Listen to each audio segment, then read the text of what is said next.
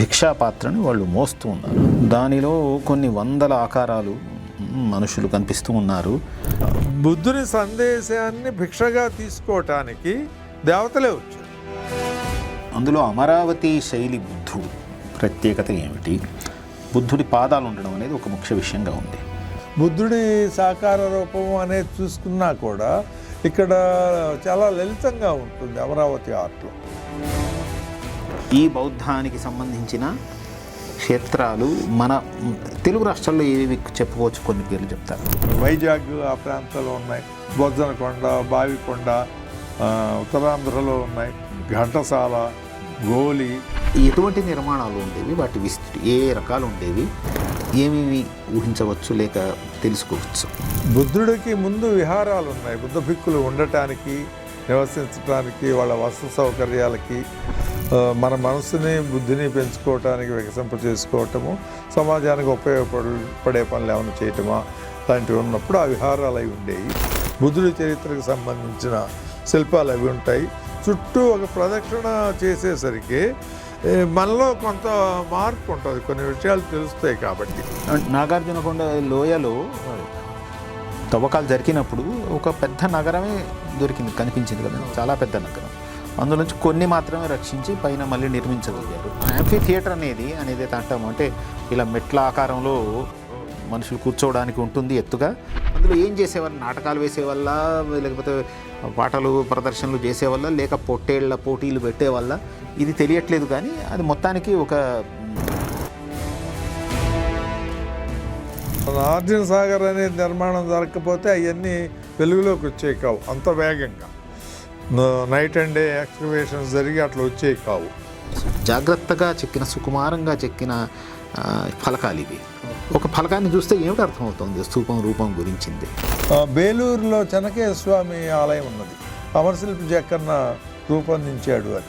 అందులో స్తంభాల్లో, గుడిలో స్తంభాల్లో గుడి చుట్టూ ఉన్న శిల్పాలన్నీ ఉంటాయి. ప్రాథమిక ముందు కొంచెం రొమాంటిక్ శిల్పాలు ఉంటాయి. ఆహా భలే ఉంది అని అనుకుంటాం. అవే తర్వాత దేవాలయాల మీద భూతబొమ్మలుగా బహుశా అయ్యాయేమో తెలియదు. బౌద్ధం అంటే మామూలు లౌకిక జీవితం, దీనికి వ్యతిరేకం, శిరోమండనం చేసుకొని అట్లుంటారు. చారిత్రక వారసత్వం ఏదైతే ఉందో దీన్ని మనం ఎలా కాపాడుకొని నిలుపుకోవాలి, దానివల్ల కలిగే లాభాలు. కరుణశ్రీ ఎందుకు రాశాడు? అమరావతి నాగార్జున కొండల్లో వెలువడిన శిల్ప సంపద ఇదే మన దగ్గరలో వెలువడింది.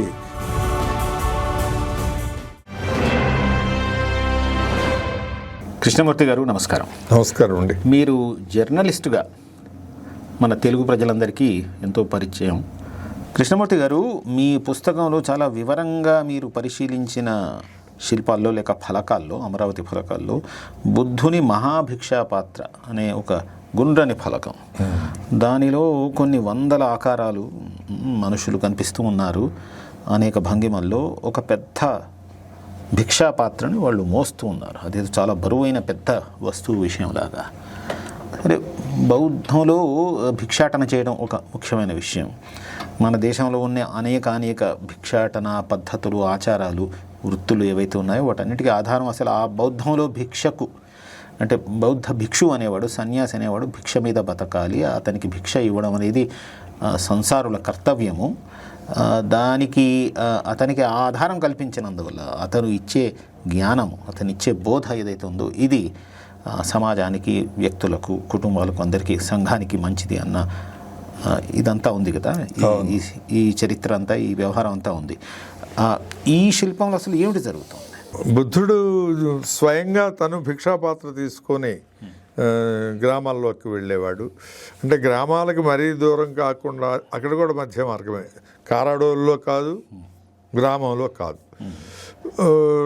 కొంచెం సౌకర్యంగా కన్వీనియంట్గా ఉండే ఒక ఉద్యానవనం లాంటి చోట వాళ్ళు ఉంటారు. ఆసక్తి ఉన్న వాళ్ళు వస్తారు, ఊర్లో వాళ్ళు వస్తారు, వింటారు, వెళ్తారు. మరి వీళ్ళకి ఆహారం కావాలి కదా అనుకున్నప్పుడు ప్రాకృత భాషల్లో పాళీలో భిక్కు అంటారు, మనం భిక్షకుడు అంటాం. ఆయన భిక్షాపాత్ర తీసుకొని వెళ్తాడు. ఆయన ఆహ్వానిస్తూ ఉండేవాడు చాలామంది. ఏంటి జరుగుతుంది అప్పుడు అంటే, గ్రామీణులు, జానపదులు, సాధారణ ప్రజలు తమ సందేహాలు, సమస్యలు ఉంటే ఈ భిక్కులకు చెప్పుకుంటారు. ఊరికే పోవటం, అన్నం తీసుకొని రావటం అని కాకుండా వీళ్ళ పరిశీలన కూడా, ఈ ఇల్లు ఎట్లా ఉంది, ఈ కుటుంబం ఎట్లా ఉంది, ఇంట్లో పాప ఉందా, పిల్లలు ఉన్నారా, పశువులు ఉన్నారా, లేకపోతే వైద్య సంబంధమైన సమస్యలు ఏమైనా ఉన్నాయా అనుకున్నప్పుడు వీళ్ళకి తోచినవి వాళ్ళు చెప్తారు. ఈ భౌతికమైనవే కాకుండా కుటుంబ సంబంధాలు ఇట్లాంటి మధ్యలో ఏమన్నా పిల్లలకి చెప్పాల్సినవో, కుటుంబంలో చెప్పాల్సిన వీళ్ళు చెప్తారు, బదులుగా వాళ్ళు ఇస్తారు, వాళ్ళు కొంత భిక్ష పెడతారు. అది అట్లాంటి ఒక సింపుల్ లివింగ్ సంబంధించి. ఈయనగా ఏమి ఊర్లలో ఉన్న వాళ్ళని రా నా దగ్గరికి అని పిలవలేదు, అందరినీ పనులు మానేసుకొని భిక్కులుగా ఉండండి అని చెప్పలేదు. దీని మీద ఆసక్తి ఉన్న వాళ్ళని ఎన్నో పరీక్షలు చేసి తీసుకునేవాడు ఆయన భిక్షులుగా తీసుకుంటే. అది భిక్షాపాత్ర వాస్తవికంగా మాట్లాడితే. ఒక శిష్యుడు ఏం చేస్తాడు, దీన్ని కొంచెం హైలైట్ చేసే పద్ధతులు, ఇప్పుడు కరాటే కుంగ్-ఫు లాగా భిక్షాపాత్రం చాలా ఎత్తులో పెడతాడు అనమాట. ఎత్తులో పెట్టి ఒక ఫీట్ లాంటిది తీసి అది తీసుకొని వచ్చేవాడు. బుద్ధుడు అది చూసి దాన్ని పగలగొడతాడు. నీ విన్యాసాలు చేయటానికి కాదు ఇది, ఇక్కడ నువ్వు చేయాల్సిన పని వేరే ఉంది సమాజం పట్ల అని. అది వాస్తవికంగా భిక్షాపాత్ర అది. అయితే ఇక్కడ మరి ఆయన సిద్ధార్థుడు బుద్ధుడయ్యాడు, బుద్ధుడు భిక్షాపాత్ర గురించి కదా చెబుతుంది. అసలు ఆ భిక్షాపాత్ర ఎట్లాంటిది అంటే, దేవతలు ఆ భిక్షాపాత్ర ద్వారా ఈ భిక్షను స్వీకరించడానికి వచ్చారు. ఒక ధర్మాన్ని మధ్యలో ఒక డైమండ్ ఉంటుంది చూడండి, అందులో ఆ భిక్షాపాత్ర దీంట్లో చిన్న బిట్ ఉంటుంది. అట్లా బుద్ధుని సందేశాన్ని భిక్షగా తీసుకోవటానికి దేవతలే వచ్చారు. వీళ్ళంతా దేవతలు పెద్ద ఊరేగింపుగా తీసుకొని వెళ్తున్నారు. అంటే జీవితంలో ఫిక్షన్ ఉండాలి కదా కొంచెం, మరి 2 నెలలు 4 అని ఉండకూడదు కదా. ఈ భిక్షాపాత్ర మహత్తత్వాన్ని దేవతలు కూడా గుర్తించారు. దేవతలు వాటి కోసం ఆరాటపడుతున్నారు అని అమరావతి శిల్పులు చూపించారు. ఇక్కడ బుద్ధుడి విగ్రహ రూపం ఇది ప్రపంచ శిల్పకళా చరిత్రలో ఒక గొప్ప విషయం, ఆ మూర్తి రూపం కల్పించడం అనేది. అయితే దీంట్లో కూడా అనేక రకాలు ఉన్నాయి. అందులో అమరావతి శైలి బుద్ధుడు ప్రత్యేకత ఏమిటి, అట్లాగే బుద్ధుడి పాదాలు అనేవి మన దగ్గర ఉండే బౌద్ధ క్షేత్రాలన్నింటిలో కూడా వాటి ఆనవాళ్ళు దొరికిన చోటల్లా కూడా బుద్ధుడి పాదాలు ఉండడం అనేది ఒక ముఖ్య విషయంగా ఉంది. బుద్ధుని రూపము అమరావతి ఆర్ట్లో చాలా సాత్వికమైనది. ధరణిలో బుద్ధుని రూపం లేదు, కానీ తర్వాత బుద్ధుని రూపం అన్ని కూడా అమరావతిలో తమదైన పద్ధతిలో వాళ్ళు మళ్ళీ కల్పించారు. ఒక నిరాకార బుద్ధుడు నుంచి, ప్రతీకాత్మక బుద్ధుడి నుంచి సాకార బుద్ధుడి వరకు రూపాలు కనిపిస్తూ ఉంటాయి.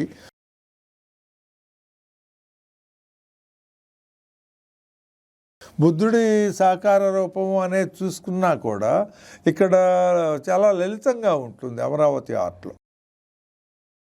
మనం అంతకుముందే చెప్పుకున్నట్టు అది అమరావతి గంభీరంగా కూడా ఉంటుంది, గంభీరంగా ఉంటుంది, కొంచెం లాలిత్యంగా ఉంటుంది, కంపాషనేట్గా చూస్తున్నట్టుగా ఉంటుంది. మిగతా చోట్ల ఏంటంటే గంభీరంగా, మరీ భీకరంగా సైజు భారీ శిల్పాలు ఎక్కువ ఉంటాయి. మన కాందహార్ స్టైల్లో, గాంధార స్టైల్లో ఉన్నవి.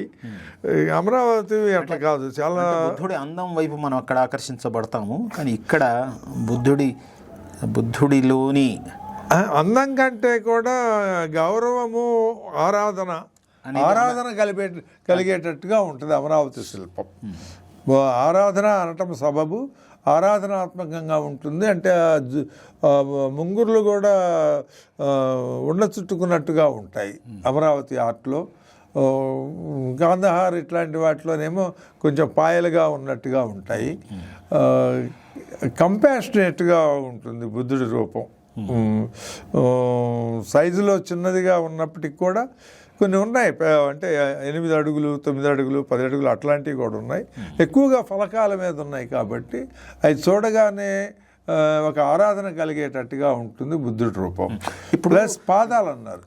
పాదాల గురించి మాట్లాడే ముందు అసలు ఈ అమరావతి శైలి ఏదైతే అంటున్నారో మీరు, అమరావతి చిత్రకళా శైలి అని, ఇప్పుడు అమరావతిలో దొరికాయి. నాగార్జున కొండ అనే ప్రాంతంలో, నాగార్జున కొండ లోయలో దొరికాయి.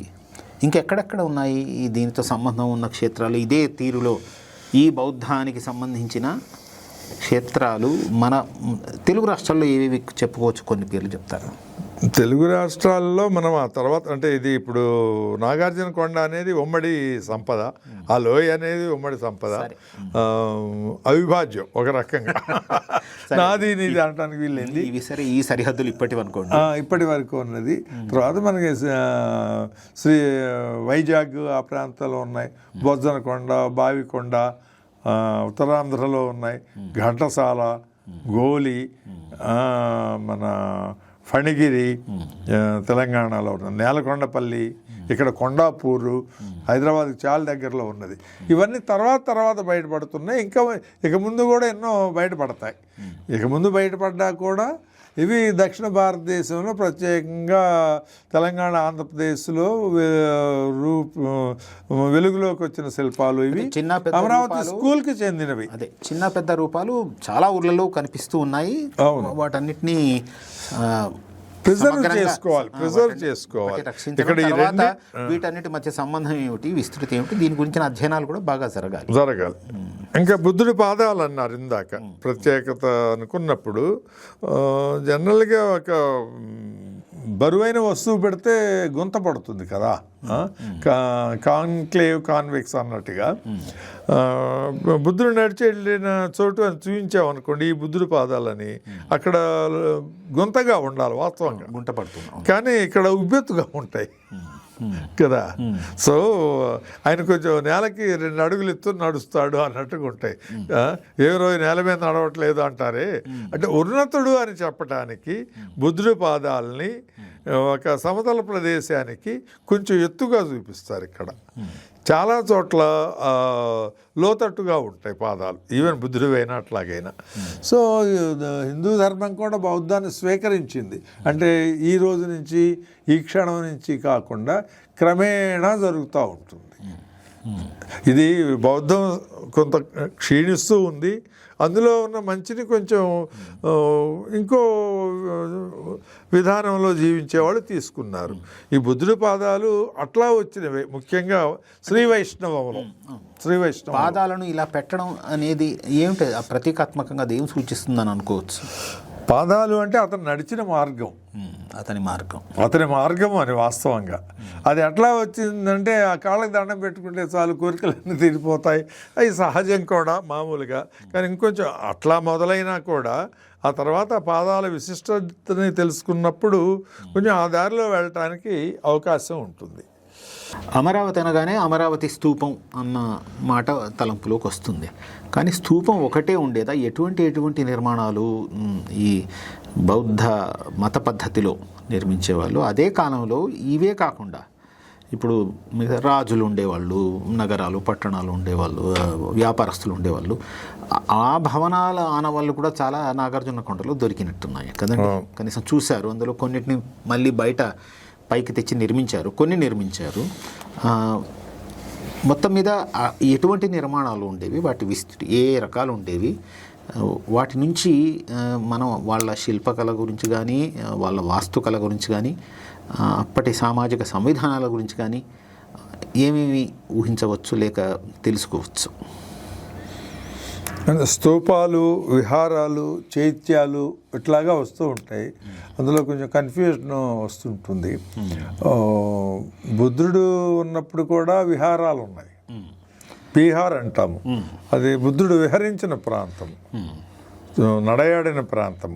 అట్లాగాని నివసిస్తూ విహరించిన నడిచిన ప్రాంతము, నడయాడిన ప్రాంతము అట్లాగని. అంటే పెద్ద తోటల్లో ఉండేవా? తోటలుగా ఉంటాయి. ఆయన ఉద్యానవనాల్లో ఉంటాడు.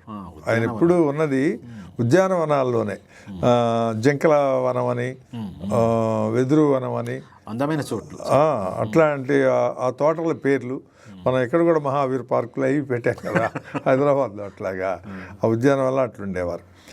బుద్ధుడికి ముందు విహారాలు ఉన్నాయి. బుద్ధ భిక్కులు ఉండటానికి, నివసించడానికి, వాళ్ళ వసతి సౌకర్యాలకి. అందులో పిండకుడు ఇట్లా అంటారు. పిండకుడు అంటే ధనం, పిండం అంటే ఆహారం కదా.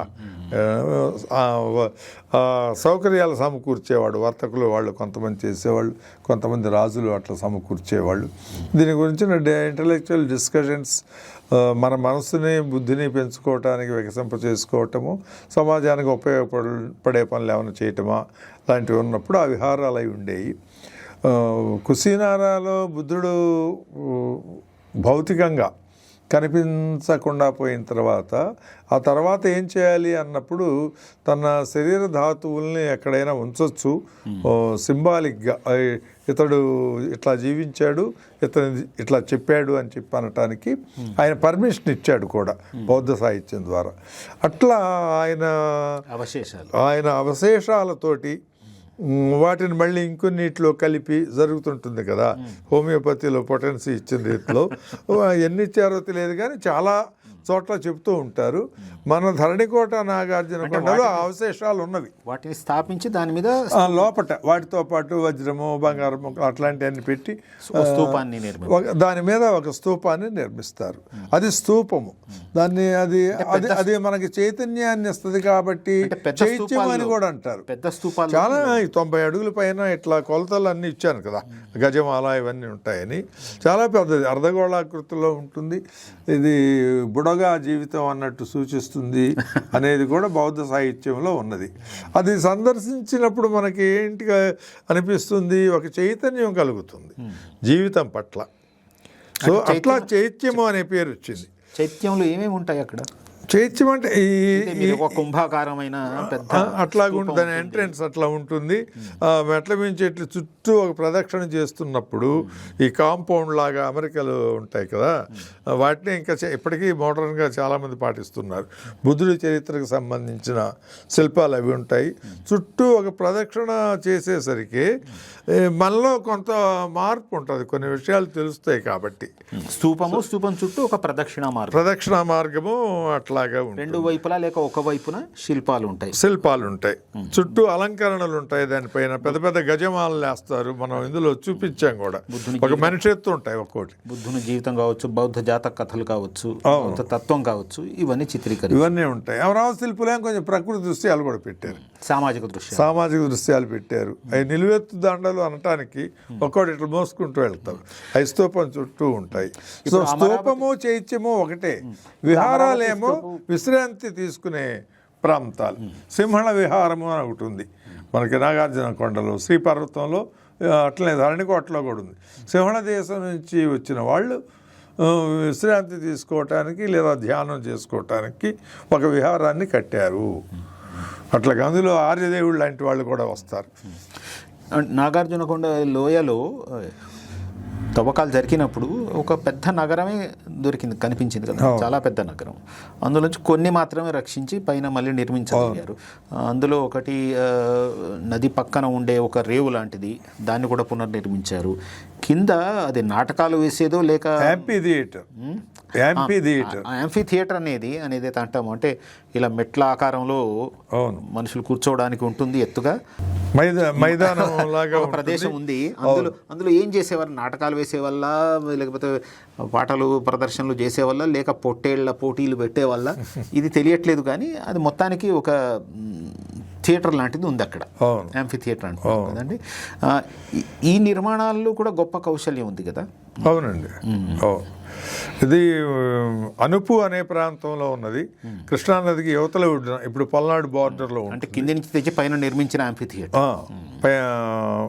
వాటన్నిటి ఆ దగ్గర ప్రాంతాల్లో తరలించారు. ప్రస్తుతం మనం అనుపులో చూడొచ్చు. డ్యామ్ పక్కనే ఆనుకొని ఉంటుంది. అనుపులో యాంఫీ థియేటర్ ఉన్నది. దాని ఎదురుగానే నాగార్జున విశ్వవిద్యాలయం కూడా ఉన్నది. అందరూ ఇక్కడ గుంటూరు దగ్గరలో ఉన్న విశ్వవిద్యాలయం నాగార్జున విశ్వవిద్యాలయం అని పేరు పెట్టారు. దానికి స్ఫూర్తి ఇదే. ఆచార్య నాగార్జునుడు స్వయంగా అతని నేతృత్వంలో నిర్మించింది. శాతకర్ణికి సూర్యులేక ఆయన ఉత్తరం కూడా రాస్తాడు కదా, అతను అక్కడ జీవించింది అనమాట.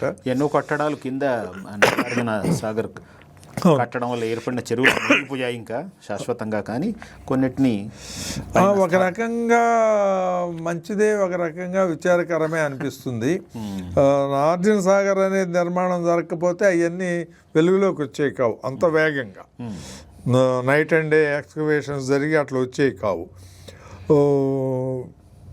అయితే ఇప్పుడు మళ్ళీ ఇంకేమైనా ఉన్నాయా అని వెతకాలి అని అనుకున్నప్పుడు అదో పెద్ద ప్రాజెక్ట్ అవుతుంది.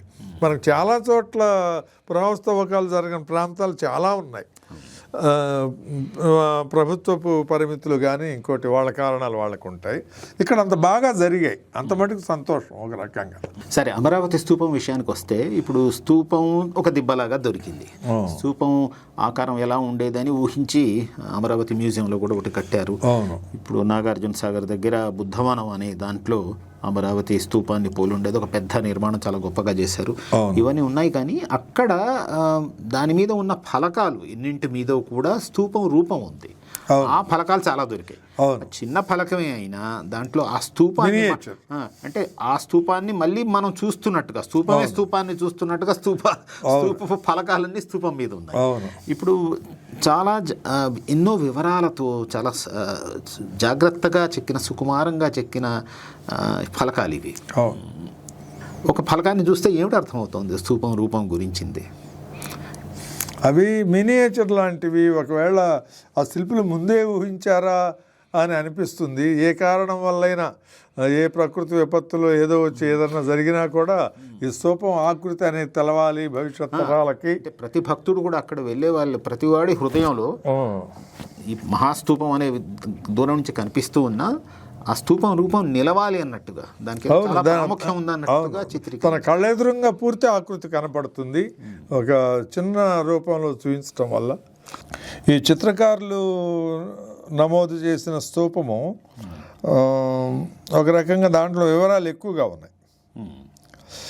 ఈ ఒరిజినల్ స్తూపం చూసి, ఏ స్తూపాన్ని చూసి అయితే చిత్రించారో అట్లాగే ఇది లేదు. కొంచెం కొన్ని ప్రాంతాలు దెబ్బతిని పైన ఆ బ్రాహ్మీ లిపిలో రాసిన స్తూపానికి సంబంధించిన వివరాలు దీంట్లో కొంచెం కనుమరుగయ్యాయి. అయినా అమరావతి ఆర్ట్ గ్యాలరీలో, మ్యూజియంలో, లండన్లో ఇవి భద్రంగానే ఉన్నాయి. ఈ చిన్ని స్తూపము చూడటము అనేది మన లఘు ప్రదక్షిణం లాంటిది. అసలు స్తూపాన్ని చుట్టూ తిరగటం దానికంటే కూడా దగ్గరుండి పూర్తిగా చూడవచ్చు. పైన చైత్రం ఉంది, దేవతలు ఎప్పుడు కొలుస్తూ ఉంటారు. మన వైదిక దీంట్లో కూడా బ్రహ్మ గడిగిన పాదము అట్లాంటివి ఉంటాయి కదా. ఈయన ఎట్లాంటి దేవుడు అంటే ఈయన పాదాలని బ్రహ్మే వచ్చి కడుగుతాడు తలుపులేసిన తర్వాత అని చెప్తూ ఉంటారు కదా. ఒక ఉన్నతీకరించటంలో, గొప్పగా చెప్పటంలో కవిత్వం ఎట్లాగో శిల్పాలు కూడా అట్లాగే. ఆ స్తూపం పైన దేవతలు వచ్చి దర్శించుకుంటున్నారు అని చెప్పి, అంతెత్తున ఎవరు నిలబడతారు దేవతలు కాకపోతే? వాళ్ళ రూపాలు అవి ఉన్నాయి. ఇటు శాక్య వంశస్థుడు అని చెప్పడానికి అటు ఇటు సింహాలు ఉన్నాయి. ఇక్కడ సాధారణ ప్రజలు బుద్ధుడి పాదాలకు చేరువుగా ఉన్నారు, స్త్రీ పురుషులు. సో ఈ స్తూపము అనేది మినియేచర్స్ అమరావతి శిల్పులు పెట్టారు. ఒక రకంగా నేను అనుకోవటము, బేలూరులో చెనకేశ్వర స్వామి ఆలయం ఉన్నది, అమరశిల్పి జక్కన్న రూపొందించాడు అని. అందులో స్తంభాల్లో, గుడిలో స్తంభాల్లో గుడి చుట్టూ ఉన్న శిల్పాలన్నీ ఉంటాయి. అదే అంటే విడి ఫలకాలుగా చెప్పినవి కూడా ఇందులో చిన్న చిన్నవి పెట్టారు. దిస్ ద మినియేచర్, జీవితం కూడా కనిపిస్తుంది అన్నమాట. అది బ్యూటీ ఇక్కడ, అది అందం. అంటే బౌద్ధం అంతా కూడా ఇందులో కనపడుతుంది సంక్షిప్త రూపంలో, ఇన్ ఏ నట్షెల్, ఒక చిన్న క్యాప్సిల్ రూపంలో అన్నట్టుగా ఒక ఇందులో అన్ని వివరాలు కనపడతాయి. 5 స్తంభాలు ఉన్నాయి, 1 2 3 4 5. ఈ పంచ ఆయక స్తంభాలు అంటారు. ఇప్పుడు పంచశీల్ అని మన తొలి ప్రధానమంత్రి గారు పెట్టినట్టుగా అలీనంగా ఉండటము, దేనికి సంబంధం లేకుండటము, శాంతియుతంగా ఉండటము, జంతు హింస లేకుండా ఉండటము, ఇట్లాంటివి 5 ప్రాథమిక సూత్రాలు ఉన్నాయి. ఐఎమ్ నాట్ ఎక్స్పర్ట్ అట్లాంటి విషయాల్లో. ఈ పంచాయక స్తంభాలు ఇక్కడ కనపడుతున్నాయి. 5 ప్రధానమైన సూత్రాలు మనిషి జీవించడానికి అవి ప్రస్ఫుటంగా కనపడుతున్నాయి వీటిల్లో.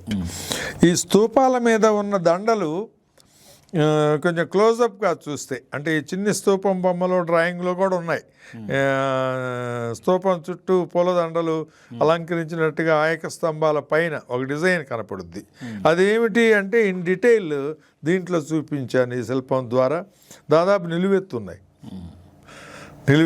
మనకి ఇప్పటికీ ముఖ్యంగా సౌత్లోనే తెలుగు వాళ్ళల్లో తమిళనాడులో నాయకులకి వాళ్ళకి దండలు వేయాలంటే గజమాలలు వేస్తారు, క్రేన్ ఒకటి పెడతారు, దాంట్లోంచి షూటింగ్ చూపిస్తూ ఉంటారు. పెద్ద పెద్ద దండలు వాడటము అలంకరించటము అనేది దక్షిణ భారతదేశంలో చాలా చాలా సంతోషంగా మోసుకు వెళ్తున్నారు. చాలా సంతోషంగా ఒకరితో ఒకరు సెటైర్లు వేసుకుంటూ ఏంట్రా ఇంకా సరిగా రాలేదన్నట్టు అనుకుంటూనో. మళ్ళీ మధ్యలో ఇందులో ఈ పూలదండల్లో కూడా ఒక ధర్మచక్రాన్ని వాటిని చూస్తున్నారు. ఒక సింహాసనం ఉంది, ఆ సింహాసనం ఎంటీగా ఉంది. అది బుద్ధుడు చెప్పిన శూన్యతత్వం. ఈ పూలదండల మధ్యలో ఒక సింహాసనం ఉన్నది, పైనేమో ధర్మచక్రము ఉన్నది. ఇక్కడ బుద్ధుడు ఏం లేడు ఇందులో కూడా. అంటే ఒక మహాపరిమళాన్ని మన దాకా వ్యాపించే ఒక పరిమళాన్ని ఈ శిల్పం మనకి చూపిస్తుంది. చూడటానికి పూలదండే కానీ ఒక ధర్మాన్ని కలిగి ఉండాలా, ఏమైనా ధర్మం కాదయా అంటాం మనం. ఒక అలౌకికమైన మైమరుపు ఉంది. బాగా చెప్పారు. అది ఒక గొప్ప పరిమళం ఉన్నది. ఇది ఆ స్తూపం మీద ఉన్నదే ఇక్కడ క్లోజప్ మనం చూపించామన్నమాట. అది మీరు వివరంగా పరిశీలించి వర్ణించి విశ్లేషించిన శిల్పాల్లో కథాశిల్పాలు ఒకటి ఉన్నాయి, మళ్ళీ మిథున శిల్పాలు ఇతరమైనవి కూడా చాలా ఉన్నాయి అనుకోండి. వీటిల్లో ఒక్కొక్క ఉదాహరణ తీసుకొని ఆ బొమ్మ చూపిస్తూ మీ పుస్తకంలో వివరించిన అంశం ఏమిటి, మీరు దాన్ని ఎలా పరిశీలించాలనేది కొద్దిగా వింటున్న వాళ్ళకి తెలిసేలా చెప్పండి. నేను చదివిన సాహిత్యమే ఒక ప్రత్యేకంగా తెలుసుకోవటానికి చూడటానికి ఒక ఆసక్తిని కలిగించింది. ముఖ్యంగా ఈబి హావెల్ అని ఉండేవాడు, రవీంద్రనాథ్ ఠాగూర్కి కూడా గురువు లాంటి వాడు. అతను కోల్కతా వచ్చినప్పుడు అక్కడ ఓరియంటల్ కాలేజెస్ అవి పెట్టారు. ఆయన ఇండియాలో వెలుగు చూసిన ప్రతి చినిగిపోయిన డ్రాయింగ్ పేపర్ కానించి రాతి మొక్క కానించి ప్రతి ఒక్కటి తన కాలానికి అన్నీ పరిశీలించాడు. అన్నీ పరిశీలించి వీళ్ళంతా వెస్ట్కి వెళ్తూ ఉన్నారు నేర్చుకోవటానికి, అక్కడ ఏమున్నది ఒక గొప్ప సౌందర్యం ఎంతో ఉన్నది అని చెబుతూ మన చిత్రకళని శిల్పకళని మనకు పరిచయం చేశాడు. కోల్కతా చేరిన కొన్ని మ్యూజియంలు శిల్పాలు అవి కూడా చూశాడు. అవి నేను చదివాను.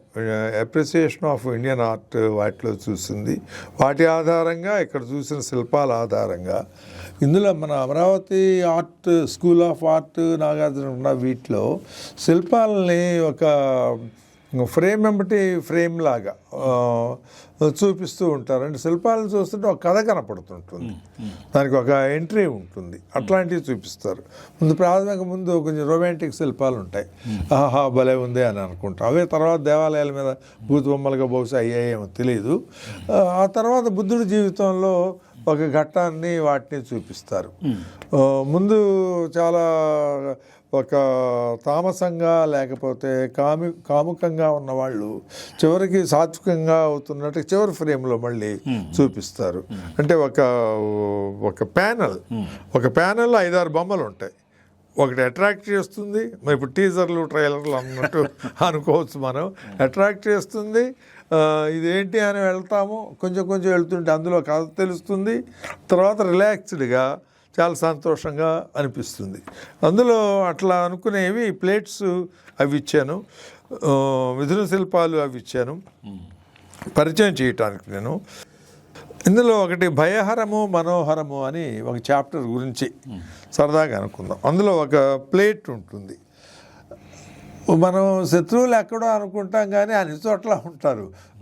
శత్రువు అనే భావన ఈయనకి లేదు. ఈయన కజిన్లో ఒక అతనే ఉంటాడు, వాడు అజాత శత్రువు సంథింగ్, అన్నదమ్ముల పిల్లల్లో అట్లుంటాడు. అతనికి అసూయ. ఫస్ట్ బుద్ధుడి దగ్గరకు వస్తాడు, ఏంట్రా బ్రదర్ అన్నట్టుగా ఉంటాడు అని చెప్పేది బాగున్నాయి అనుకుంటాడు. అతను రాజ్యం వదిలేయడు, రాకుమారుడు. ఇతనేమో రాజ్యాన్ని వదిలేసిన వాడు. నేను ఎంత ఉన్నవాడిని, అంత వీడికే ఎందుకు పేరు, నాకెందుకు లేదు పేరు నాకు పేరు రావాలి అన్నట్టు ప్రవర్తించటము, అతనేంది చెప్పింది అంతకంటే నేను బాగా చెప్తా అంటే సైన్స్, అప్లైడ్ సైన్స్ లాగా సిద్ధాంతాన్ని మళ్ళీ అవన్నీ ఉంటాయి కదా. అట్లాంటి అతను కొన్ని హత్యా ప్రయత్నాలు కూడా చేస్తాడు. కొండపై నుంచి బండలు దొరిలిస్తాడు బుద్ధుడు అట్లా వెళ్తుంటే, ఒకసారి బొట్టం వేలుకు తగిలి ఒక బ్లడ్ డ్రాప్ కొడుతుంది. ఈ బిక్కులు అంటుంటారు, ఏంటండి ఇట్లాగా ఆయన చేస్తున్నాడు అంటే, అతను ప్రత్యేక బుద్ధుడు అంటాడు. బుద్ధుడు నాకు ప్రతిగా ఉన్న ఏకైక బుద్ధుడు, నేను వేరు సమాజం వేరు అట్లా కాదు కదా, నాకు ప్రతిగా ఉన్నవాడు. Let him do as he think అన్నట్టుగా అంటాడు. ఒకసారి ఏం చేస్తాడు, ఒక మదగజాన్ని దానికి కల్లు గిల్లు తాయించి మత్తు ఆహారంలో వీటి గంజాయి లాంటివి అవి ఇప్పించేసి వెళ్ళే మార్గంలో వదులుతాడనమాట. అంత బీభత్సం అయిపోద్ది నగరం, మదగజం బీభత్సం అయిపోతుంది. ఇతను అంతే శాంతంగా ఉంటాడు, స్థిమితంగా. అది ఎక్కడి దాకా వచ్చి తల ఉంచుతుంది. సో అది ఎంతటి మహనీయుడు ఆయన అని చెప్పడానికి ఆ కథ మొత్తాన్ని ఒక ప్లేట్లో పెడతారు రామారావు శిల్పులు. ఆవిడ భయపడటం, పరిగెత్తడం, పైన కింద పట్టాలు, ఆ దృశ్యం మొత్తాన్ని ఒక ప్లేట్లో చూపిస్తూ ఉంటారు. సో అందువల్ల కథాశిల్పాలు అని అనుకున్నాను. ఎంతో కొంత మనకు తెలిస్తే, మామూలుగా బాగా అనిపిస్తే ఏదన్నా మంచి పాట వినపడితే, కానీ మనం ట్రైన్డ్ అయి ఉంటే అరే ఓ రాగం ఇక్కడ ఇట్లా అన్నాడా అని తెలిసినట్టుగా ఈ శిల్పాల గురించి కూడా కొంచెం బౌద్ధ సాహిత్యం తెలిసి ఉండి మనం అది చూస్తే ఇంకొంచెం బాగా వాటిని ఆస్వాదిస్తాము. అట్లా ఆస్వాదించడానికి ఒక దారి చూపించినట్టుగా, ఏదో ఇట్లా నేను ఇట్లా అనుకుంటున్నాను, నీకు ఏమనిపిస్తుందో చూడు అని చెప్పటం ఈ పుస్తకం ఉద్దేశం. అంటే పాత్రల స్థితిగతులు, మనోభావాలు, వాళ్ళ ఆధ్యాత్మిక స్థితి కూడా పరివర్తనం చెందడం అనేది ఈ ఒక్క ప్యానెల్లోనే కనిపిస్తుంది. అంటే ఇప్పుడు అహంకారము వదిలి సర్కిల్ పూర్తి అవుతుంది. అక్కడ అహంకారం వదిలి వినయంగా జ్ఞానం స్వీకరించడానికి సిద్ధం అవడం లాంటిది ఈ ఏనుక్కు కనపడదు. అప్పుడు ఏమవుతుంది, మన అహంకారం కూడా మనకు తెలుస్తుంది. ఇందులో ఆ కథే కాదు, అది నేను ఎందుకు అట్లా అన్నానే అనవసరంగా, అట్లా మంచి మనిషి చేసి అట్లా అనకూడదు, నేను అట్లా ఉండకూడదు, అటు చెప్పు ఉండకూడదు. ఈ కూడా వస్తూ ఉంటుంది కెటలిక్. నిరంతరం ఈ రకమైన ఒక నైతిక పురోభివృద్ధి వ్యక్తులు జరగాలి, మార్పు జరగాలి అనే దృష్టి బౌద్ధంలో నిరంతరం ఉన్నట్టుగా ఈ శిల్పాల్లో, అమరావతి శిల్పాల్లో మనకు చాలా చక్కగా కనిపిస్తుంది. చాలా బాగా చెప్పారు. ఇందులో మిథున శిల్పాలు అని ఒక అధ్యాయం ఇచ్చాను నేను. అంటే బౌద్ధం అంటే మామూలు లౌకిక జీవితం, దీనికి వ్యతిరేకం, ఎప్పుడేదో శిరోమండనం చేసుకొని అట్లుంటారు, అట్లా అనేవి కాదు. ఆయన ఎప్పుడు చెప్పలా. ఆయన జీవితంలో ఎన్నో సంభాషణలు ఉంటాయి. ఇంతకేంటి మా ఇదంతా వదిలిపెట్టి రావాలి అట్లా అనలేదయ్యా. నేను ఎప్పుడు ఆయన మామూలు ప్రజలు వాళ్ళ సమస్యల మధ్యలోనే ఉన్నాడు, సమస్యల మధ్యలోనే ఉన్నాడు. ఒక పంచరత్నాలు అని ఇప్పుడు పొగడ్తల్లో చెప్తూ ఉంటారే, ఈయన ఒక పంచరత్నాలు కొన్ని చెప్పాడు. మనిషి ధర్మం ఏమిటి అంటే తను ఆరోగ్యంగా ఉండటం, వివాహితుడైతే తన ఇల్లాల్ని బాగా చూసుకోవటం, ఇల్లాలైతే తన భర్తని బాగా చూసుకోవటం, తమ తల్లిదండ్రుల్ని బాగా చూసుకోవటం, పిల్లల్ని చూసుకోవటం. ఇంకా నీ దగ్గర ఏమైనా మిగిలి ఉందా, కొంచెం నీకు మంచి మాటలు చెప్తాడు అనుకున్న వాళ్ళకి ఉపకరించే విధంగా ఇవ్వటం అంటాడు. ఆయన సంసార జీవితానికి వ్యతిరేక కాదు, దేనికి వ్యతిరేక కాదు.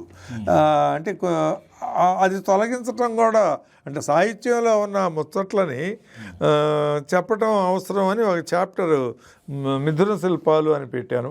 ఇందులో బిట్రా రామకృష్ణదాస్ గారు అని నా మిత్రులు, ఆయన వేసిన బొమ్మ అది పెట్టాను. మరి ఆయన అంతఃపురంలో భార్యతో వారితో గొప్ప శృంగార జీవితాన్ని గడిపాడు కదా. కొడుకు కూడా ఉన్నాడు కదా, రాహుల్ అని ఉన్నాడు. అతను జీవితాన్ని ఎంజాయ్ చేశాడు, అనుభవించాడు పరిపూర్ణంగా. కానీ జీవితం అంటే ఏంటి, ఇదేనా అని ప్రశ్న వేసుకొని ఆయన పొందిన సమాధానాల వల్ల మనకే ఉపయోగపడుతున్నాయి. ఆయన పొందిన సమాధానాలు, ఆయన గొప్ప మెదడాలని కూడా ఏర్పరిచాడు. సో ఈ సందర్భంగా ఒకటి నేను శ్రీశ్రీ గారు బాగా అట్రాక్ట్ అయిన విషయం చెప్తాను. చలం గారు తెలంగాణకి మామూలుగా పాటలు సినిమాలంటే ఇష్టత ఉండదు. మెడ్రాస్లో ఆయన ఉన్న చోట దగ్గరలో ఏదో థియేటర్ ఉండేది. ఆ తోటలోనొకటి ఆరాధనాలయము అని ఒక లలిత సంగీతానికి సంబంధించిన పాట వినపడుతుంది. ఆ పాట వినటానికి ఆయన ఆ రికార్డ్ వేసేటప్పుడు గదిలోంచి బయటకు వచ్చేవాడు అనమాట. అదేంటంటే సాలూరి సన్యాసిరాజు గారు రాసింది. ఒక మన యశోధర బుద్ధుడిని చూసినప్పుడు బుద్ధుడు ఎంత అందంగా ఉన్నాడు అని భావించిన పాట అట్లా. సో సౌందర్యము శృంగారము అనేది బుద్ధుడి జీవితంలో ఉన్నది, వ్యక్తుల జీవితంలో ఉన్నది. సమాజాన్ని దానికి దూరం కమ్మని చెప్పలేదు. ఆ విషయంలో కూడా ఆయన మధ్యవాది అని చెప్పడానికి మిథున శిల్పాలు ఉపకరిస్తాయని నేను భావిస్తున్నాను. అందుకు సంబంధించిన పాటని వాతావరణాన్ని ఇచ్చాను. సరే, ఇలా శిల్పాలను పరిశీలించి వాటి చుట్టూ ఉన్న కథలు ముచ్చట్లు దానిలో ఉండే శిల్ప విజ్ఞానము శిల్ప సౌందర్యము ఇదంతా కూడా చాలా చక్కగా మీరు కొన్ని అధ్యాయాలు రాశారు. ఆ తర్వాత అసలు బౌద్ధము గురించిన అధ్యయనాలు ఎట్లా జరిగాయి, దీని మీద ఆసక్తి ఎలా సమాజంలో పెరిగింది, దాని గురించి అవగాహన పెంచడానికి ఎటువంటి ప్రయత్నాలు జరిగాయి, మీ అభిప్రాయాలు కూడా జోడిస్తూ అసలు ఈ చారిత్రక నేపథ్యం ఏదైతే ఉందో ఈ చారిత్రక వారసత్వం ఏదైతే ఉందో దీన్ని మనం ఎలా కాపాడుకొని నిలుపుకోవాలి, దానివల్ల కలిగే లాభాలు ఇలాంటి అంశాలను స్పృశిస్తూ కొన్ని అధ్యాయాలు మీరు రాశారు. ఈ రూపం ఎందుకు తీసుకుంది ఈ పుస్తకం? అది నదీ మూలం ఋషి మూలం లాగా తత్వశాస్త్రానికి కూడా ఇది వర్తిస్తుంది అనుకుంటాను. ఎలా మొదలైందో అలాగే ఉండకపోవటం కూడా ఒక వైవిధ్యం. అది ఏ సిద్ధాంతానికైనా ఏ తత్వానికైనా అయినా దాని తాలూకు ఎవరికి కావాల్సింది వాళ్ళు తీసుకుంటారు నేను అనుకోవటం. అంటే మీ జీవిత అనుభవం నుంచి కూడా వచ్చింది అది. నాకు ఆయన చెప్పి ఒక రకమైన అంటే దీని గురించిన అధ్యయనము ఆసక్తి ఎలా పెరిగాయి, ఎలా జరిగాయి, అవి ఎలా కొనసాగాలి, చిన్నప్పుడు ఈ విషయాలు ఏంటంటే ప్రస్తావించినట్టుగా ఉంది. అది మా తెలుగు మాస్టర్ గారు ఒకసారి 1-2 పద్యాలు పాడారు. ఎంత బాగున్నాయో అనుకున్నాను. అందులో ఏంటి, బుద్ధదేవుని భూమిలో పుట్టినావు, సహజమగు ప్రేమ నీలో చచ్చనేమో, ఇట్లాంటివి అందమును హత్య చేసి హంతకుండా, అరే ఎంత బాగుంది ఇట్లా అని. ఇప్పుడు కరుణశ్రీ ఎందుకు రాశాడు? కరుణశ్రీ ఆయన పేరు కాదు కదా, తంజాల పాపయ్య శాస్త్రి. ఎందుకు రాశాడు? అమరావతి నాగార్జున కొండల్లో వెలువడిన శిల్ప సంపద ఇదే మన దగ్గరలో వెలువడింది, ఏమి చెబుతున్నాయి, ప్రపంచం ఏం చెప్తుంది, యూరోప్ ఏం చెప్తుంది, గొప్ప స్కాలర్స్ సరస్వతి ఇట్లాంటి వాళ్ళు కోల్పోయిన చోటు కదా అని చెప్పని ఇచ్చేశారు. నాకు ఏమీ తెలియనప్పుడే 4-5 తరగతిలో ఈ పద్యాలు అరే ఎంత బాగున్నాయి ఈ పద్యాలు అనిపించింది. ఆయన కరుణశ్రీ ఆయన రాసిన కావ్యం పేరే ఆయన పేరుగా మారిపోయింది కదా. సో ఇది ఈ వాతావరణం చుట్టూ ఉన్న వాతావరణంలోనే, బయట వాతావరణం చలిగా ఉంటే మన శరీరం కూడా చల్లగా ఉంటుంది, వేడిగా ఉంటే మన శరీరం వేడిగా ఉంటుంది. మన చుట్టూ ఉన్న వాతావరణంలో సిద్ధార్థుడికి బుద్ధునికి సంబంధించిన ఒక చైతన్యము ఒక పరిమళము ఉన్నది. అందుకు ప్రధాన కారణము అమరావతి నాగార్జున కొండ శిల్పాలు వెలుగులోకి రావటం అని నేను భావిస్తాను. ఒక మాట, తెలుగు వారిని చూస్తే వీళ్ళలో ఒక సరళత్వం ఒక మెత్తదనం ఉంది. మరీ గోల మనుషులు కాదు, మరీ ధాటిగా పోయి అగ్రెసివ్గా ఉండే వ్యక్తులు కాదు. ఒక రకమైన నిర్మలత్వం ఈ సమాజంలో ఉందని బయట వాళ్ళు అప్పుడప్పుడు అనుకుంటూ ఉంటారు. దాని ఆధారము ప్రాచీన బౌద్ధం జైనాల్లోనే ఉందేమో కదా. తప్పనిసరిగా ఆ ప్రభావం ఉంటుంది, ప్రజల్లో ఉంటుంది, ప్రజల్లో అప్పుడు ఏర్పడిందే అది కంటిన్యూ అవుతుంటుంది. మనకెందుకు మరీ ఎక్కువ ఇతరులు ఎందుకు ఇబ్బంది పెట్టడం, ఇతరులు ఎందుకు నొప్పించాలా, ఒక నొప్పింపక తానొవ్వక అనే దాంట్లోనే బౌద్ధం ఉంటుంది. బౌద్ధము భిక్కులు బుద్ధుడిని అడుగుతారు, ఇది నిరంతరాయం ఉంటుంది, సూర్యుడు ఉండే వరకు ఉంటుంది, చంద్రుడు ఉండే వరకు ఉంటుంది ఈ బోధనలని ఒక చోట అంటాడు. మహా అయితే ఒక 500 సంవత్సరాలు ఈ పద్ధతులు ఉంటాయేమో, తర్వాత మారిపోతాయని చెప్పి నేను అనుకుంటున్నాను అని చెప్పి అంటాడు. అంటే ఆయన ఫేమస్ కోట్ ఏమిటి, మారంది ఏమిటి అంటే మార్పు అంటాడు. ఎప్పుడు గతిశీలమే ప్రపంచము, అనుక్షణికము అంటామే. అట్లా తత్వాలు, సిద్ధాంతాలు ఇవన్నీ కూడా మారుతూ ఉంటాయి. ఏది అవసరమో అంత మటుకు మార్పు చేసుకుంటూ ఉంటారు.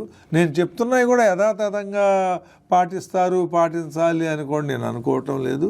ఒకవేళ మీరు నిజమని నమ్మిన దానికి నేను అడ్డం వస్తే నా శిరస్సు ఖండించి ముందుకు పోవచ్చు అన్న మహానుభావుడు.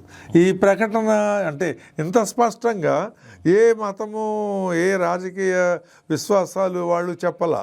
మీ బాగు నేను కోరుకుంటున్నా, మీకు నేను అడ్డంగా ఉంటే నన్ను నెట్టేసిపోండి అని చెప్పన్నాడు. సో అది ప్రజల్లో ఉన్నది.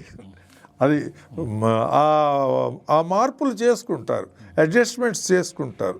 సమాజంలో, వాటిల్లో, పాలకుల్లో ఎన్ని మార్పులు వచ్చినా వాళ్ళు ఒక మంచి జీవితం గడపడానికి అవసరమైన మార్పులు అసంకల్పితంగా జరుగుతుంటాయి మన జీవితంలో అని చెప్పి నేను అనుకుంటున్నాను. ఒకటి నేను 2 ఇచ్చాను, ధరణికోట, నాగార్జునకొండ అని ఇచ్చాను. ఈ పుస్తకంలో ప్రస్తావించాను. ఈ రెండిటికి 2 వేరు క్యారెక్టర్స్ ఉన్నాయి. ధరణికోట బయట మనకు తెలిసేసరికి మనకు చైతన్యం లేదు. ధరణికోట అనేది ఉన్నది, ఇక్కడ శిల్పాలు ఉన్నాయి. 13-14 శతాబ్దాల వరకు శ్రీలంక బిక్కులు వాళ్ళు వచ్చారు. గొప్ప గతమెంతో ఘనం మనది అనేది ఏం తెలియదు. చెల్లాచెదురుగా ఎన్ని పడి ఉన్నాయి. ఎవరో వచ్చారు, యూరోపియన్స్ వచ్చారు, చూశారు. ఆ తర్వాత మెల్లగా మనకంటే ముందు మన నేపథ్యం ఏంటి, మన హెరిటేజ్ ఏంటి అనేది యూరోపియన్ కంట్రీస్ తెలిసింది. ఆ తర్వాత వెలుగులోకి వచ్చింది నాగార్జునకొండ. ఇందాక మనం చెప్పినట్టుగా నాగార్జున సాగర్ కట్టడం వల్ల కొంచెం స్పీడప్ చేయటం వల్ల వచ్చింది. నాగార్జునకొండ అంటే శ్రీపర్వతము, నాగార్జునకొండ దగ్గరికి వచ్చేసరికి ఒక చైతన్యం వెళ్ళి విరిసింది. అమరావతిలో మనం అట్లా కోల్పోయాము, మన శిల్పాలన్నీ అట్లా వెళ్ళిపోయాయి, మనం ఉంచుకోలేకపోయాము. ఇక్కడ ఉన్నప్పుడు మనమే వాటిని నాశనం చేసాము, వీటిని అట్లా కాదు, వీటిని పరిరక్షించుకోవాలి అని అనుకొని స్కాలర్స్ అందరూ ఏకమై నేషన్ వైడ్గా, జాతి ఉత్తరం దక్షిణం అనేవి కాకుండా అందరూ దీని గురించి అలర్ట్ అయ్యి, త్రివేణి కొలవెన రామకోటేశ్వరరావు లాంటి వారు, నాల్ వెంకటేశ్వరరావు లాంటి వాళ్ళు, ఇక్కడ మన హైదరాబాద్ సంస్థానంలో ఇంజనీర్స్, వీళ్ళందరూ కూడా గుర్తించి మన తెలంగాణ ఇంజనీరింగ్ పితామహుడు అని అంటామే, వీళ్ళందరూ కూడా వీటిని గుర్తించారు. వీటిని పరిరక్షించుకోవాలి అనే మార్పు వచ్చింది. ఒకటేమో మనకి ఎరుకలేనిది, రెండోదేమో మనం చైతన్యవంతం పొందింది. ఆ తర్వాత కూడా నిత్యం వెలుగులోకే వస్తున్నాయి. ఇంకా ఎన్నో చోట్ల చూడాలి. మనం ఇట్లా కూర్చుని మన కాళ్ళ కిందే గొప్ప చరిత్ర ఉన్నదేమో. ఎందుకు ఈ శిల్పము అంటే ఇది మనల్ని కొంచెం మృదువు పరుస్తుంది. చలికాలము కొంచెం క్రీమ్ రాసుకుంటాం. ఎందుకు అంటే ఆ చలిగాలి తీవ్రత తగ్గించటానికి. ఈ చిత్రాలని, ఈ శిల్పాలని చూడటం వల్ల మనలో సాత్వికత పెరుగుతుంది అనే ఉద్దేశంతో వీటిని ఇంకా తెలుసుకోవాల్సిన అవసరం ఉంది. ప్రధానంగా ఈ రెండిటికి తేడా అది.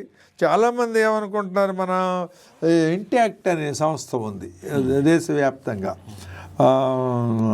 ఆర్ట్స్ అండ్ కల్చర్ పరిరక్షణకు సంబంధించిన ఉన్నాయి. కొంతమంది ఏమనుకుంటారు, మన అమరావతికి పోయి ఆ శిల్పాలు తెచ్చుకోవాల్సిందే ఇప్పుడు అర్జెంటుగా అనే పద్ధతిలో ఉన్నారు.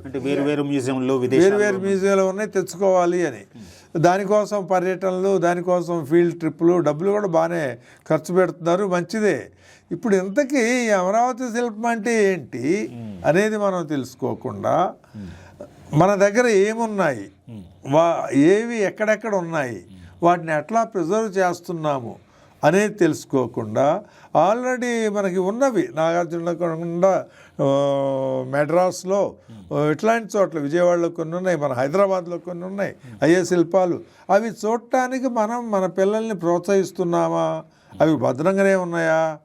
ఎక్కడ పడితే అక్కడ పడి ఉన్నాయా అనేది లేకుండా వాటిని పరిరక్షించుకోకుండా అవి తెద్దాము అని అంటే వాటిని పాడు చేయటమే ఒక రకంగా. ఇప్పుడు పణిగిరి, నేలకొండపల్లి ఈ క్షేత్రాల్లో కనుగొన్నది ఎంత, కనుగొనాల్సింది ఎంత, ఎంతో టిప్ ఆఫ్ ద ఐస్బర్గ్ లాంటిది మన బౌద్ధ శిల్పాలకు వర్తిస్తుంది, తెలంగాణలో కానీ ఆంధ్రాలో కానీ. ఇంకా పూర్తి తవ్వకాలు పూర్తి స్థాయిలో జరగలేదు. ఎవరన్నా పిల్లలు చూసినా ఏమైనా ఉన్నా, ఇప్పుడు చాలామంది పరిశోధకులు, తెలంగాణ చారిత్రక పరిశోధకులు ఆంధ్ర ప్రాంతంలో చేస్తున్నారు. వాళ్ళకి కొంచెం వర్తమానం అందిస్తే ఉంటుంది. ఇంకోటి డిపార్ట్మెంట్ వల్ల అయ్యేయి అని కూడా అనిపించదు. ఎక్కడికక్కడ కొంచెం వనరులు కల్పించుకొని ఏదైనా ప్రభుత్వం పెద్ద ఎత్తున దిగాల్సిందే, ప్రభుత్వం దిగాలి, సంస్థలు కూడా దిగాలి వాస్తవికంగా అని అనిపిస్తుంది. సో ఇక్కడ నేను చివరిగా ఈ పుస్తకం ద్వారా ప్రధానంగా చెప్పదలుచుకుంది ఏంటి అంటే, మనకి తెలుగు నేల మీద 2 ఆవిష్కరణలు జరిగాయి. ఒకటి, ఇది మనది అని తెలియనప్పుడు మనం హాస్పిటల్ బెడ్ మీద సుషుప్తిలో ఉన్నప్పుడు, కోమాలో ఉన్నప్పుడు బయటపడ్డాయి. 2 నాగార్జున కొండయి మనకు కొంచెం చైతన్యం వచ్చాక అయిపోయింది. స్వాతంత్రం వచ్చిన తర్వాత మళ్ళీ నిర్లక్ష్యం చేయటం మొదలుపెట్టాం. ఏముంది, ప్రతి ఒక్కళ్ళు పదవుల కోసం వెళ్ళిన పద్ధతులు అయిపోయాయి కూడా. ఎప్పటికీ నాగార్జున కొండకి వెళ్ళటానికి తగిన రాకపోకల సౌకర్యాలు లేవు. ఒక మధ్యతరగతి వాళ్ళు ఉండటానికి వీలైన నివాస సౌకర్యాలు లేవు. వీటిని కొంచెం పెంపొందించడానికి, ప్రయాణ సౌకర్యాలు పెంచుకోవటానికి, ఆ శిల్పాలని పరిరక్షించుకోవటానికి కొంచెం ఏర్పాట్లు చేస్తే బాగుంటుంది. ప్రభుత్వ పాఠశాలలైనా ప్రైవేట్ పాఠశాలల వాళ్ళైనా స్టూడెంట్స్ని ఏడాదికి ఒకసారైనా వాటి దగ్గరకు తీసుకెళ్ళి లిటరల్లీ ఆ ప్రాంతానికి తీసుకెళ్ళి ఇవి అని వర్ణిస్తే వాళ్ళకి ఒక పరిచయం చేస్తే బాగుంటుంది. అట్లా పరిచయం చేయాలనే ఆసక్తి ఉన్న వాళ్ళ కోసం నేను ఈ పుస్తకం తెచ్చాను. This is meant for mainly libraries, కొన్ని సంస్థల దగ్గర అట్లా ఉన్నది. ఆసక్తికరమైన వ్యక్తులు కూడా తీసుకోవచ్చు. ఏ వివాహానికో పుట్టినరోజుకో బహుమతిగా అట్లా ఇవ్వడానికి తీసుకోవచ్చు. బాగుంది. ఇప్పుడు కృష్ణా నది లోయ ప్రాంతంలో అభివృద్ధి చెందిన బౌద్ధం ఏదైతే ఉందో, అమరావతి శైలి బౌద్ధము లేక అమరావతి కళా స్రవంతి పద్ధతి స్కూల్ అని అంటున్నారు. కానీ అది కేవలం కళ వరకే పరిమితమైంది కాదు, దానితో కలిసి ఉన్న ఎన్నో అంశాలు ఉన్నాయి. చారిత్రక అంశాలు, రాజకీయ అంశాలు, సైద్ధాంతిక అంశాలు, మతపరమైనవి, ఫిలసాఫికల్ అంశాలు ఇవన్నీ ఉన్నాయి. వీటి గురించి ఇప్పుడు పరిశోధనలు ప్రపంచవ్యాప్తంగా చేసిన పరిశోధనల కారణంగా అనేక కొత్త విషయాలు, దాని ప్రాముఖ్యత ఎంత, ఆ సంస్కృతి యొక్క చైతన్యం ఎంత, అది సుదూర ప్రాంతాల్లో వరకు వెళ్ళి శ్రీలంకలో కానీ, తూర్పు ఆసియా దేశాల్లో కానీ, మన దేశంలో అనేక ప్రాంతాల్లో అది వేసిన ముద్ర, అది ఎంత గాఢమైన ముద్ర అనేది అవగతం అవుతూ ఉన్నది. అయితే పరిశోధకుల పుస్తకాలు, పత్రాల్లో ఉన్న అంశం ఇంకా సామాన్య ప్రజల్లోకి ఇంకా చాలా పెద్ద ఎత్తున చేరాలి. దానికి కావలసిన ఒక సుందరమైన, సరళమైన రీతిలో అర్థం చేసుకునే పద్ధతిలో మీరు మంచి ప్రాతిపదికను ఏర్పరిచి పెట్టారు. ఇప్పుడు ఒకప్పుడు ఈ అమరావతి నాగార్జున కొండ గురించి బాగా చైతన్యం ఉండేది సమాజంలో, కొత్తగా కనుక్కున్న కాలంలో 60లు 70లు, ఇప్పుడు తగ్గిపోయింది. కానీ ఇది ఇవాళ మళ్ళీ మనం డిజిటల్ ఏజ్లో, ఇన్ఫర్మేషన్ ఏజ్లో మన చరిత్ర, మన సంస్కృతి ఏమిటి అనే ఆసక్తి అందరిలోనూ పెరుగుతోంది. లోతుగా తెలుసుకోవాలనే ఆసక్తి కూడా చాలా వ్యక్తుల్లో పెరుగుతోంది. దానికి కావాల్సిన రీతిలో ఆ సమాచారం దొరకాలి, ఆ పరిశోధన జరగాలి. అస్తిత్వం, మన కళా వారసత్వం, మన చారిత్రక వారసత్వం అనేది తెలుసుకోవడం ఎంత ముఖ్యమో, ఒక ఏ జాతికైనా ఎంత ప్రగతి సాధించినా ఆ ఆధారం సరిగ్గా ఉంటే ఈ ప్రగతికి కూడా అంత అర్థం ఉంటుంది అనే అవగాహన కూడా వస్తున్న కాలం ఇది. అందువల్ల మీ పుస్తకం ఈ సమయంలో వెలువడటం, ఆ దిశలో ఎన్నో ప్రయత్నాలు, ఎన్నో పనులు చేయాల్సిన అవసరం ఉన్న సమాజంలో ఈ పుస్తకం ఈ తరుణంలో రావడం చాలా సంతోషం.